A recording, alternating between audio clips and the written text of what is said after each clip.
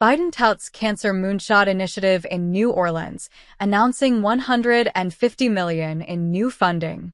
President Biden and First Lady were in on Tuesday to tout the initiative, which aims to boost funding research and treatment to prevent cancer deaths and help those living with the disease. Earlier in the day, they announced up to $150 million in awards to 8 research teams across the country to develop technologies that will allow surgeons to provide more successful tumor removal surgeries for people facing cancer. They have recently awarded nearly $9 million to improve access to cancer screenings and follow-up treatments in underserved communities, part of the initiative's effort to expand preventive cancer care. Speaking after touring a research facility, said the initiative set a goal last year of pioneering new techniques and technologies to make cancer removal more precise, accurate, successful. Imagine cancer surgery that removes all the tumor the first time without harming healthy cells, said. The funding we announced today will help get these tools into the operating room to visualize tumors right away, instead of having to wait for days and weeks, maybe reopen the patient to go back in. Biden said cancer is one of the most devastating words anyone can hear. Dr. Quincy, a researcher at Tulane, said the initiative has provided funding to potentially transform cancer surgery as we know it.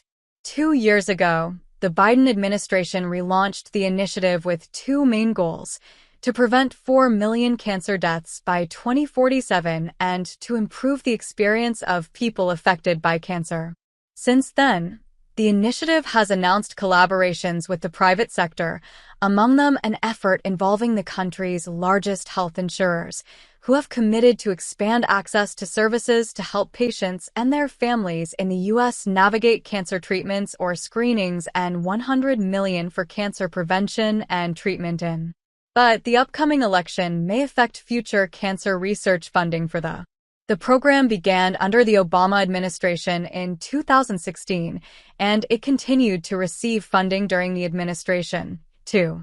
Biden also initiated a private sector phase that he paused in 2019 when he launched his bid for the presidency. Funding for the decreased during the pandemic in 2020.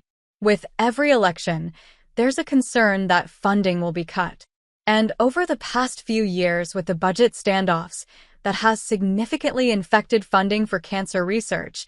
Director of the Cancer is the second leading cause of death with approximately 600,000 deaths annually, according to a new cancer study found that male cancer cases are expected to rise by 53% globally from 2022 to 2050.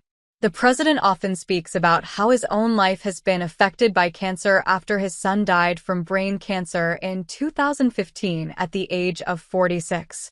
One focus of the initiative is increasing engagement in cancer prevention by urging Americans to get cancer screenings that they missed during the pandemic.